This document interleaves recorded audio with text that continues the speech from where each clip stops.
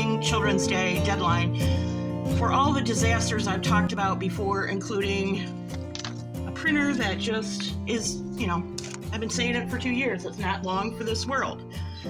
So where are we at? We have a couple of construction decisions to make.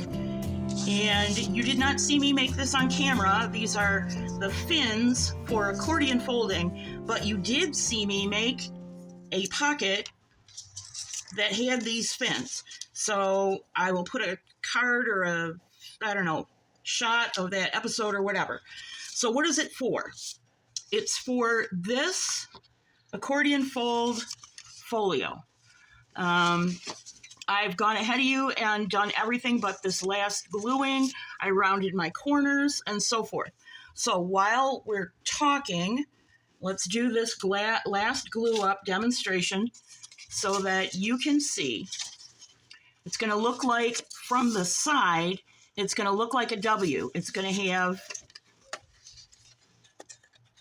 a hanging down spot right there that you're going to glue to your boards. Then it's going to go up, down, and this is what we're going to glue to the other side. So let me do that. And I'm at the end of my glue bottle, so, we'll just cover this to make sure we don't mess anything else up. And we're going to wait for 45 minutes for the glue to come down. Okay, let's try it. Hope you can see this. This is a 1/4 inch accordion fold, so you'll have to be careful, but I'm using silicone glue, so it's going to dry pretty fast. And there is, which I will show you in a second, on the bottom, there is an accordion so that it'll expand a little bit, so it makes it a box joint. It's less folds than the one we just glued in. Let's set this aside. Well, let's show you where this is going to go. It can go, and my intention was always for it to go right here. But I'm going to give you an alternative. You can, instead of making that box joint folio, you can make out of envelopes or out of pieces of paper, see here we have the back flap right here. You can make 3 envelopes. Let's say you're making this for multiple children and you want each child's information separated.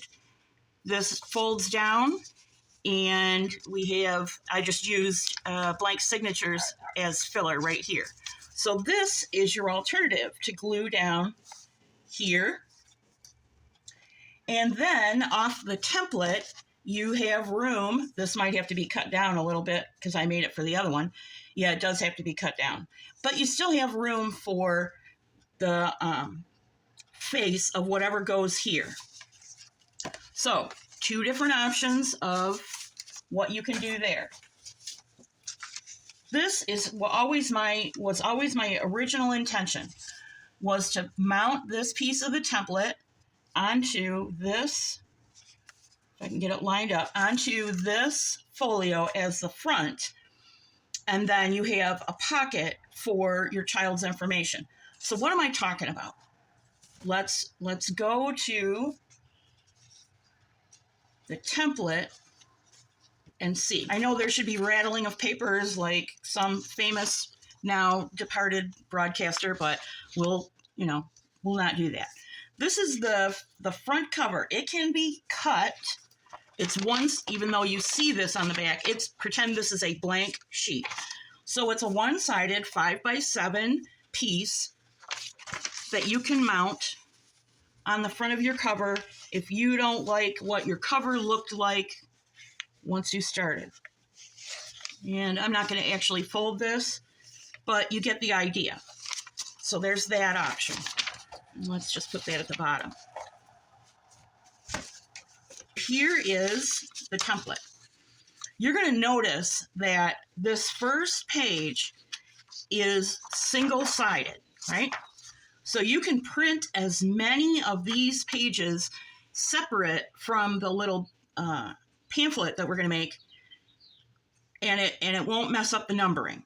And what this is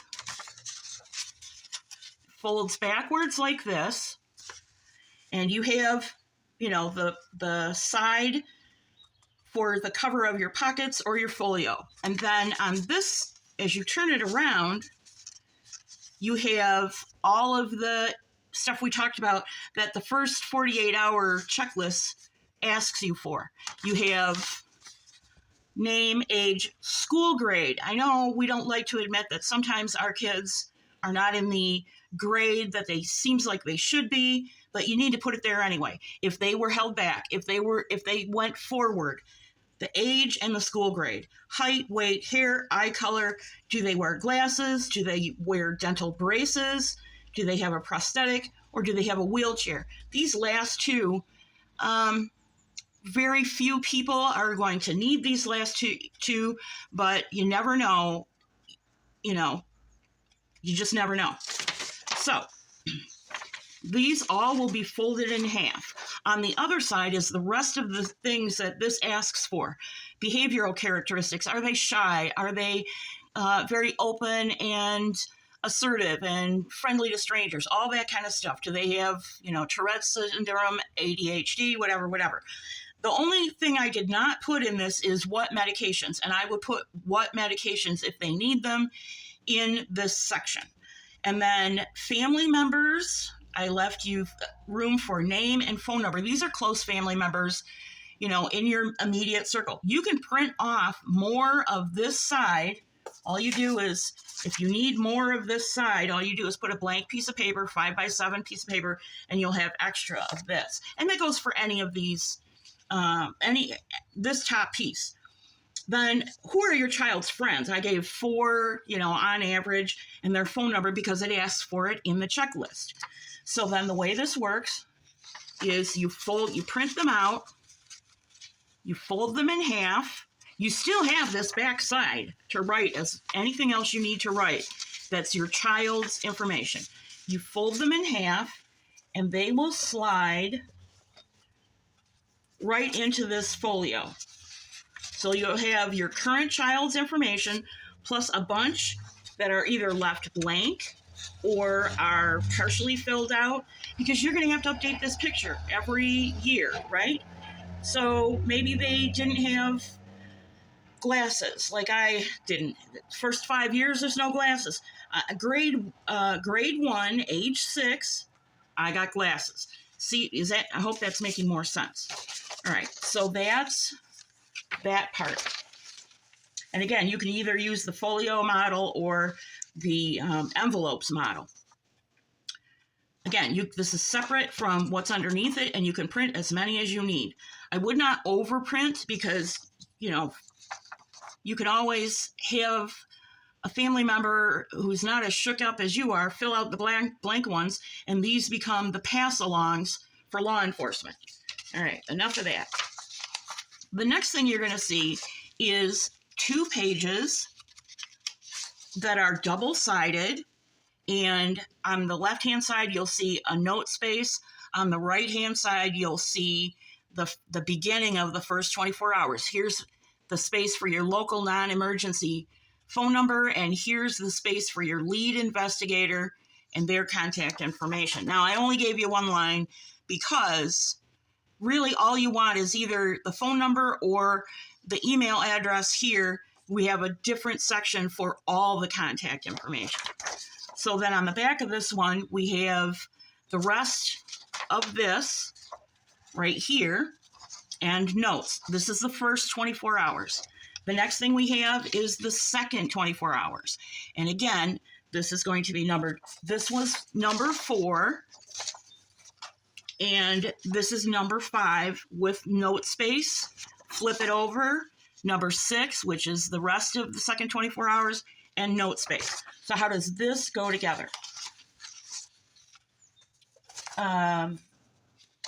This was the nerve-wracking part for me because I am not very good with publisher. And this is in double-sided book match format, which means when you line up all your papers, you know, front to back, all you have to do is fold them in half like this neatly, and it's easier for me to show you on the one that I have done already. Oh, here it is.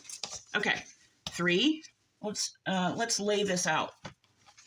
So then, remember I told you, wherever, however this book got laid out, we were going to put this information, the first 24 and the second 24-hour checklist, right in here. And normally when you're filling a Midori binding, you go from back to front, but we don't know what we're going to put in these other two yet. So when you open the book, immediately you've got your child's information. You have the same information in 8.5 by 11 portrait sheets. Then you have, you can start writing right away. Now, the waterfall. These are options. You can put this waterfall back here, and for example, we can make a little template. We can make a little template that has all of your lead investigators' contact information. We can flip this up. We can do somebody else, like the National Center for Missing and Endangered Children contact information, or maybe your state police. We can do helping organizations, volunteer organizations like Crime Stoppers and other organizations like that. We can do all the contact information here, and so on and so on and so on, all the way down the waterfall. Or we can make a French padded board. And all this is I've left this open so you could see it. And it's glued in there. All right. So what this is a small bubble wrap envelope that I have put into a file folder, and I have glued down some washi tape here and washi tape here to reinforce it a little bit. Then I took a hole punch and I punched holes so that they were not directly across from each other. Well, this is, but so that they're offset. And then all you do is take your spare elastic and thread it through just like a shoelace. And we can put this back here. We'll have to make a little channel so that it will go in here like this and flip this way. And what this is for is, let's say, somebody gives you a business card. Well, that's not a business, use your imagination. Somebody gives you a flyer. You have a receipt back here. All the little papers that you want to keep. And so if you're out somewhere talking to somebody, you just shove that stuff in here, and then later on you take it out and arrange it. We can do it single-sided, and attach it to an elastic. No, we can do it single-sided and anchor it, or we can do it double-sided and attach it to elastic so that it folds over, and you still have the back cover for this waterfall for all your information. Now let's talk about that disclaimer that you've seen in previous Find Me Junk Journal episodes, as well as I flashed it when we started talking about the template. This template is based on when your child is missing, a pamphlet for parents of missing children by parents of missing children, and can be found on missingkids.org. This may not be sold for any reason. Why is that? We used only the checklists as our guide out of the 144-page PDF booklet. Therefore, our use falls under the fair use doctrine of Title 17, Section 107 of copyright law. Who holds the copyright for that book? Technically, the United States government does, but we are using the part we have copied directly under fair use for education purposes. I, alpacamade, hold copyright for design and layout. As such, I'm giving you, the audience, full permission to reprint as many copies as you like. Make junk journals for everyone you know. Make them for total strangers and give them away. However, If you use my template in books, pamphlets, or junk journals for sale, you will automatically owe a percentage of sale to me, the copyright holder. So please honor the spirit of giving and do not sell anything derived from these videos, playlist, or template. Thank you so much. Now let's go on with the show. Okay, the terrible tabs. Tabs look great on the sides of your different sections, or you can put them on the waterfall. They look great. They give a very finished, tailored look. However, I call them the terrible tabs because they are really hard to do unless you have very sharp detail scissors or a swivel knife. So remember all the box flaps and all that jazz from when you made your cover? I said save everything. The reason I said that is because those end flaps that you see up on the upper left there make good tab templates. If you're going to continue to do junk journaling, a tab template is a very good thing to have. So if you look at the box flap that I've isolated there, you can see there's a black mark on the right in the yellow printing. That's the halfway mark, and you're going to cut one of those right in half. Actually, you're going to cut two of them right in half. You're going to glue two of them together so it makes a shorter version of that large tab.